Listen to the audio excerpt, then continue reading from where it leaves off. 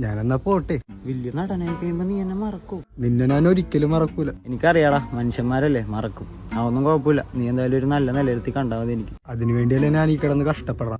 നിന്നെ പോലെ കഷ്ടപ്പെട്ട് സിനിമയിലെത്തിയ നടന്മാരുടെ അവസ്ഥ വരാതിരിക്കട്ടെ നിനക്ക്. നീ എന്ത് ഉദ്ദേശിക്കണം? ഇന്റർവ്യൂ കൊടുത്തോണ്ട് മാത്രം ആളുകളുടെ മനസ്സിൽ കോമാളികളായി മാറിയ കുറെ നടന്മാരുണ്ട് ഇവിടെ, അറിയാല. അതുകൊണ്ട് ഇന്റർവ്യൂ ഒന്നും കൊടുത്തേക്കല്ലേ. പക്ഷെ സിനിമയുടെ പ്രൊമോഷന് പോകാതിരിക്കാൻ പറ്റൂലല്ലോ. ആ നേരത്തെ അവന്മാര് വേണ്ടാത്ത ചോദ്യം ചോദിക്കും. കാരണം പൊത്തി കൊടുക്കാറില്ലാത്തോണ്ടാണ്. എടാ, നീ ഏക്കി കിടന്ന് കഷ്ടപ്പെടുന്നത് കണ്ടവന്മാർ മുമ്പിൽ പോയി കബൂറാവാൻ വേണ്ടിയാണ്.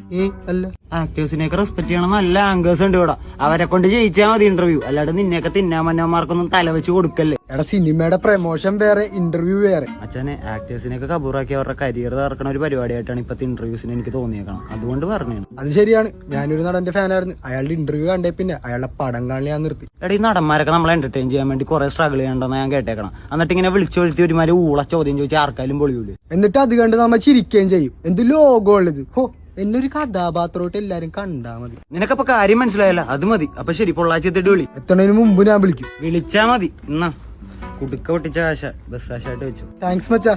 എന്റെ കൂളിംഗ് ഗ്ലാസ്. നിന്റെ ഓർമ്മക്ക് എന്തെങ്കിലും എന്റെ വേണ്ടറാ. ബസ് കിട്ടുമ്പോക്കോ.